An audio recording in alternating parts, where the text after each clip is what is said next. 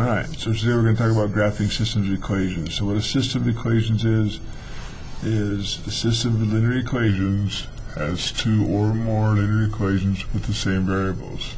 Now, what that means is that in a system, if you look down here at the bottom of this paper, a system looks like this, has two different equations.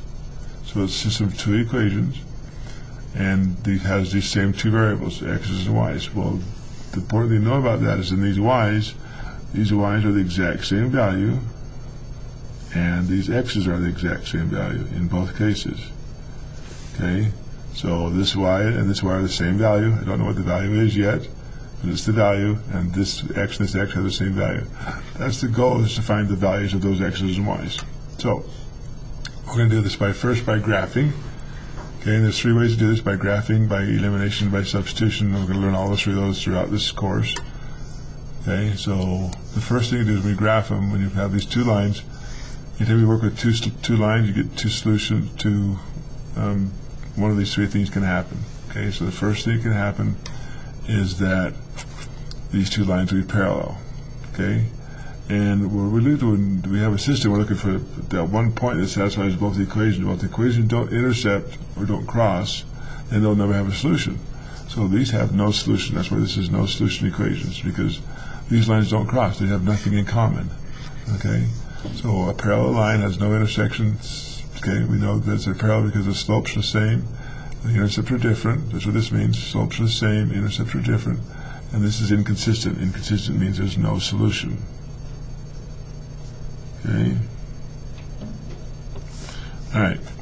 So that's one thing that can happen. The second thing that can happen is the lines can cross. Okay. Well, the lines cross, they have this point right here that's common to both coordinates. That's my solution to my thing. So my solution is where my lines cross. Okay. So where my lines cross, where my solution is. Alright. Now, because these have only one place where they cross, they only have one solution. Okay. And solution is an ordered pair wherever that crosses. Okay, so it's have the x and the y where that crosses. Okay, all these lines will definitely have unequal slopes. Slopes will be completely different. Okay, the word consistent means it has a solution. So we call these consistent. They're independent because we see two different lines. We can see them. We can see two lines. Okay, that's what makes it independent, because I see two lines. Okay. Third thing can happen is that these lines can be on top of each other. They'll stack right on top of each other like this, so you can't see one line or the other. They'll just be on top of each other. Okay. So what it means then is that these equations are the exact same equations, meaning that they could be y equals 3x plus 2. The second equation would be y equals 3x plus 2. They're the exact same equations. Both the slope and the intercept are exactly the same. Okay? Now, what it means is when an equation may not look the same, but they need multiples. Well, a multiple equation looks like this. I have like x plus y equals 6. If I times everything by 2, then I have 2x plus 2y equals 12. Those are multiple equations. They are the exact same equation. They don't look the same, but they are the exact same equation. They would graph on top of each other. Now, because they're due on top of each other, they have every point they have is in common. On that line, everything's in common all the way up. So these have infinite solutions. The whole line is a solution, okay?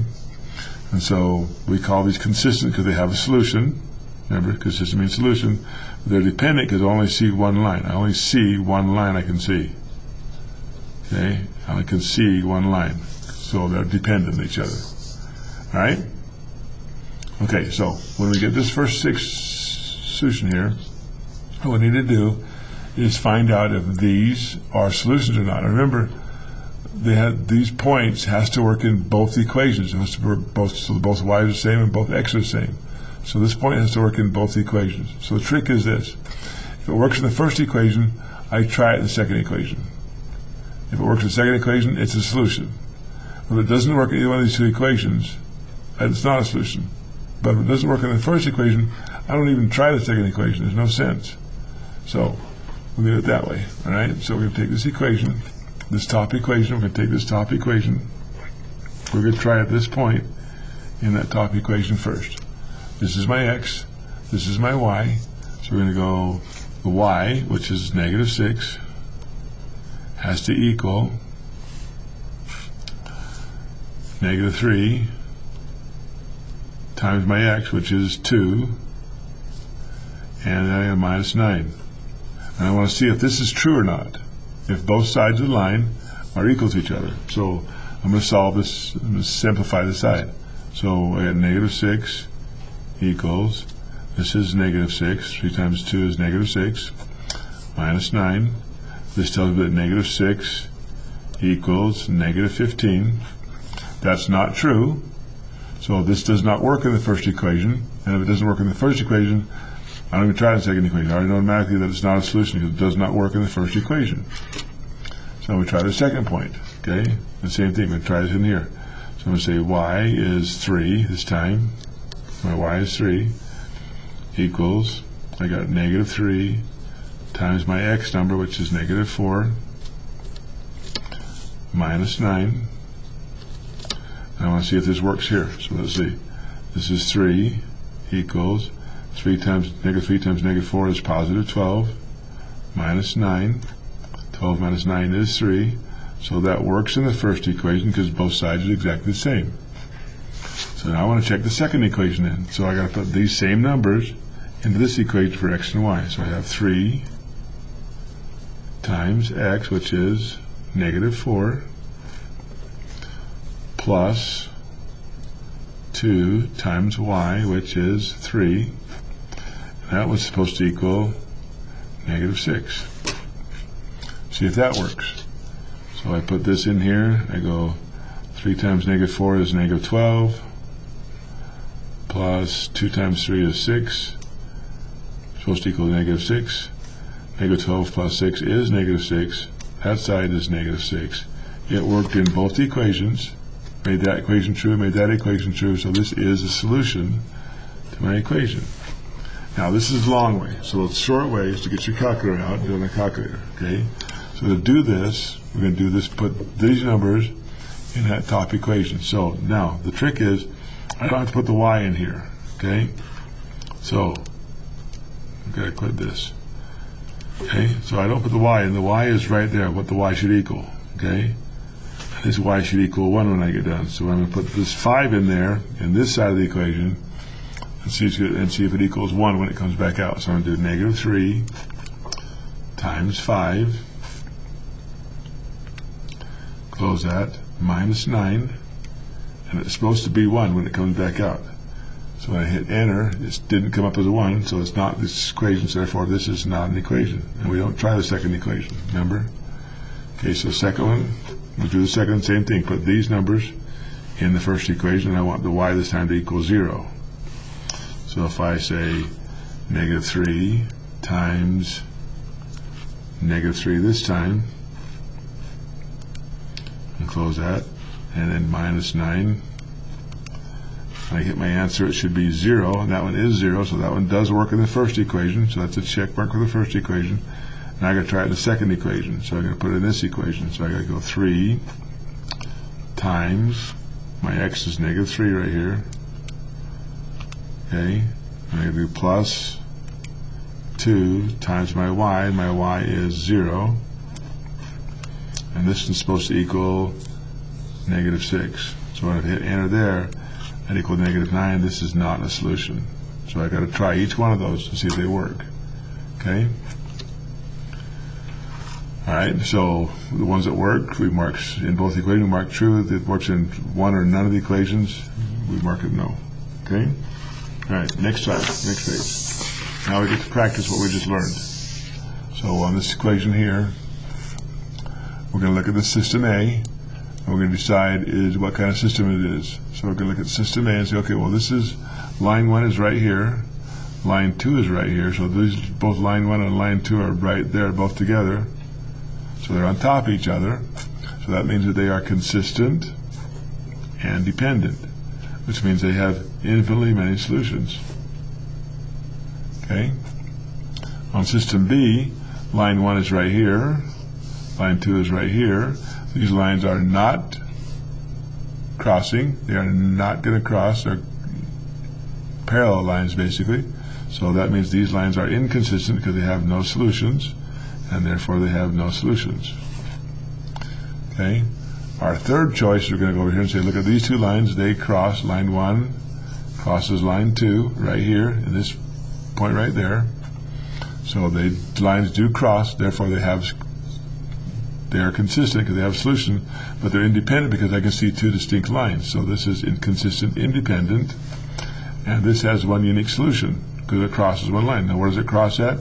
Well, that point it crosses at is 0 and 2. So this has a 0, 2 solution set. So my solution is 0 and 2. So what we're looking for is either the lines don't cross, to lay on top of each other, all solutions don't cross for no solutions, or where they cross, and we find out where those two lines cross, that's where our solution is. Okay? Now we get to go down and practice this ourselves. So, on this one down here, we're going to graph these lines using our slope-intercept graph. So y equals mx plus b, we're going to graph using this. Okay? And so this first one's already solved for y, so we're going to take the slope, and it's going to be 1/3. I'm going to pull my intercept, which is -2. Okay, I'm going to go down here to the graph and start at -2. I'm going to go up 1/3. I'm going to do that a couple of times here so to get my graph laid out here. I'm going to go down 1/3 this way.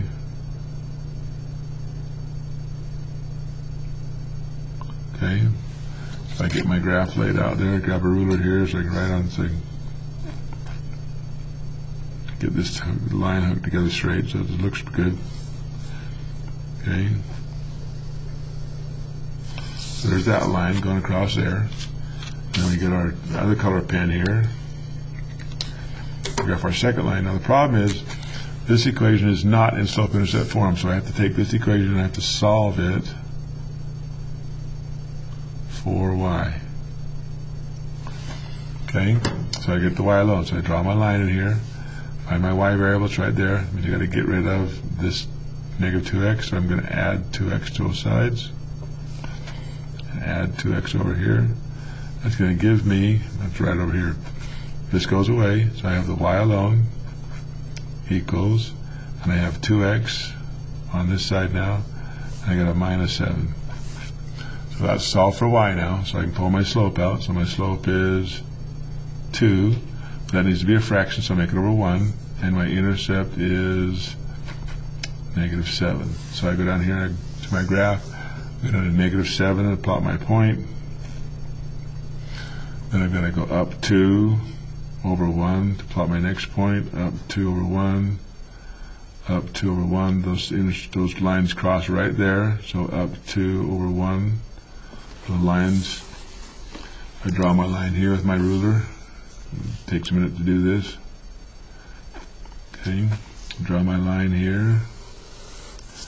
Those two lines cross right there, and that intersection point right there is, remember, always x first, so x is 3 over and 1 down. So 3 over and 1 down looks like this. So my solution is 3 and -1, where the lines cross. Okay? All right, and that's what we do on our assignment, some of those. Now, the last part of the assignment, you're going to have to write these equations. So, again, we're going to do this. This is going to be line 1, or line 2 down here. I'll make the per red one line 2, so we stay consistent. And our purple one would be line 1 right here. Now, line 1, I want to find my slope and my intercept on. So I can get my graph. My intercept is right there. That's easy, so it's 1. My slope on line 1 goes from this point down to this point. So it goes down 1, 2, 3, 4, 5, 6, 7, 8 down. So down 8.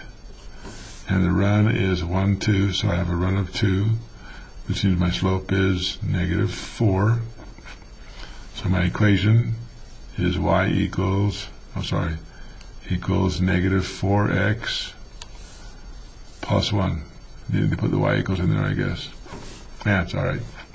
We'll use mine, not theirs. We'll just throw theirs out. So, okay, so line 2 then. Okay, same thing. I want to find the slope and the intercept Intercept is -8. The slope goes from that point to that point, so it goes up 1 over 2. So up 1 over 2 looks like that. So that equation will be y equals up 1 over 2x minus 8. There's my two equations right there. Okay? That's it. That's how we do that's how we use the graph to find solutions. This, by the way, when these graphs cross right here, the solution to these two graphs is this point right here, which is at 2 and -7. So that is the solution. If you're looking for that solution, it's 2, -7. We're not looking for it, but I just thought I'd throw it in there. Okay. Go to work.